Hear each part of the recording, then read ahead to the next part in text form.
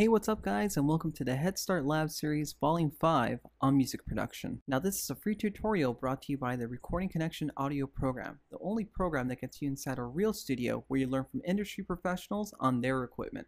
In this video series, we're going to show you everything that you need to know about music production. And all these videos were made from real tutoring sessions at the Recording Connection. So in addition to learning in a real professional studio, all of our students receive free unlimited tutoring sessions while in the program. Let's go ahead and begin. Hey, what's going on everyone? Eddie Martinez here with the Recording Radio and Film Connection, and welcome back to the Head Start Lab series. Now in this video what we're going to go ahead and do is we're going to learn how to add some sub bass to our kick drum. And you can do this with any drum pattern. So I have a quick little drum pattern here that's about 2 measures long, and we're going to go ahead and add some sub bass. But before we do that, let's go ahead and hear how it sounds. It's a very simple beat.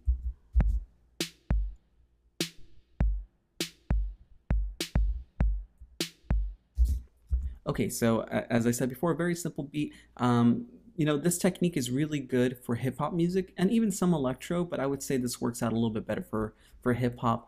But enough of the commentary. The first thing you're going to want to do is you're going to want to duplicate this track. So I went ahead and duplicated the track right there just by simply hitting this button right here. Next thing you're going to want to do is you're going to want to hit Option and click over the audio or the MIDI that you have there and just drag it down. Now you should have a direct copy of that MIDI region. Next thing you're going to want to do is you're going to want to either double click or hit this editor button. Cool. So we're going to have basically the same sound going on twice. So what we're going to want to do is we're going to want to go ahead and delete any of the sounds that we don't want to modify, just so that we don't have an overlapping drum kit going on. Another way you could do this is you could either just select the key that those notes are on that you want to delete, like this, and just hit delete. Either way. So if there was more there, you would go ahead and obviously drag across all of them, select them, and then hit delete. So now what we're left here with is just the kick drum. For right now, we're just going to go ahead and solo this track and just listen to the kick drum. Let's go ahead and do that.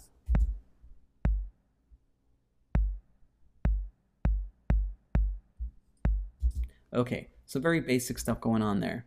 The very first thing we're going to want to do from here is we're going to want to go ahead and select our drum kit now. So now we're looking at the drum kit that this sound is coming from. And if we hit play, we'll see this note light up down here. Let's go ahead and hit play.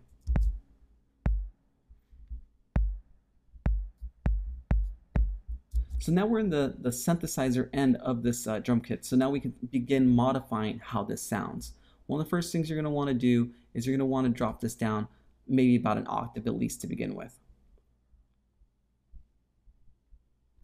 So let's go ahead and hear how this sounds now. And in fact, what you're really going to want to do is make sure that you select the oscillator. Let's go ahead and bring this back up and hear how it sounds. Okay.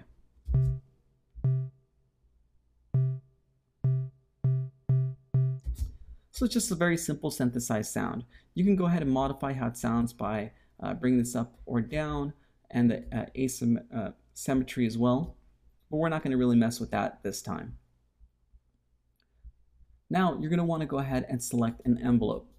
By default it's on envelope 4. I suggest just go ahead and keep it there for right now. We're going to hit play and begin adjusting the decay. I'm going to say we're going to want to keep this around 600. Anything more would just not sound too good, but this is basically one of the first things you want to start messing around with.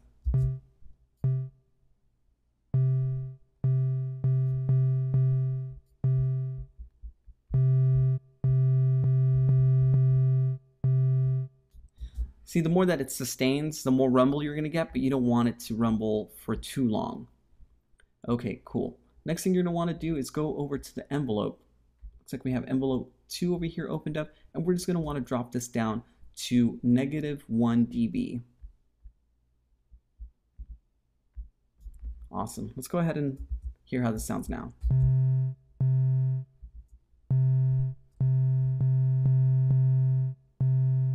Very nice. Now let's go ahead and drop this down 1 octave from here.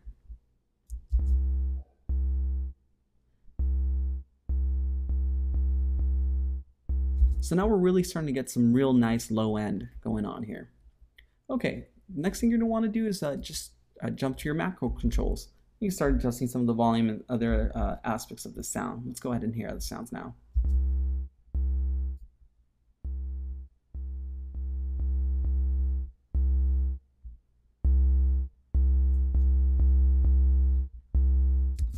Okay, well, let's go ahead and put both of these sounds together.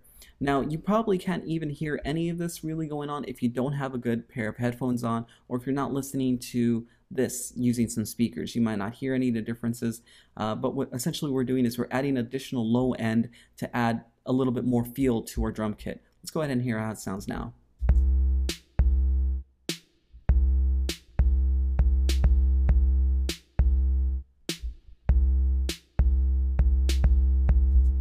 Cool, so we got a good little vibe going here. If you want, you can go ahead and bring this down even more, which I'm going to do. You hear how it sounds now.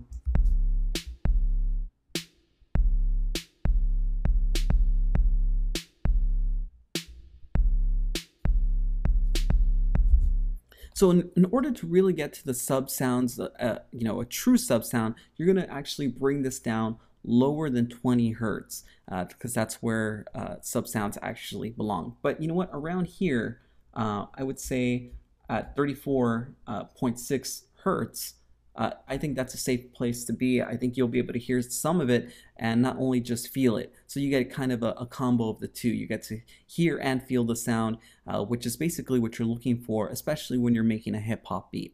And of course, you guys can get a little bit more intricate with this. You guys could sustain or drag out this decay to kind of sustain the notes, how much rumble it's going to have after the fact that the note was actually hit. Let's go ahead and play around with that right now, and we're probably going to move it right back afterwards.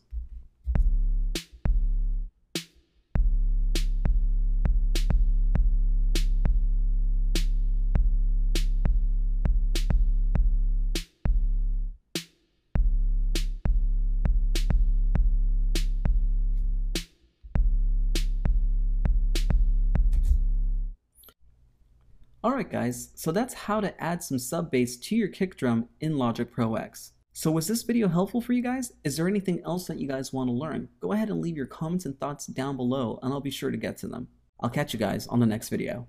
Thanks for watching this video, and if you're watching this video and you're not currently enrolled to the Recording Connection, this is only a small taste of what you could be learning in our program. The Recording Connection provides all of our students with industry standard software, like Pro Tools, to take your engineering skills to the next level. We also provide books with excellent lesson plans, a professional studio engineer who will mentor you and show you how to operate real studio equipment, and so much more. With the Recording Connection, getting finance is a breeze. We have many different tuition options, so getting hooked up at a studio near you is fast and easy. For more information, check out www.recordingconnection.com. And of course, I'll catch you guys on the next video.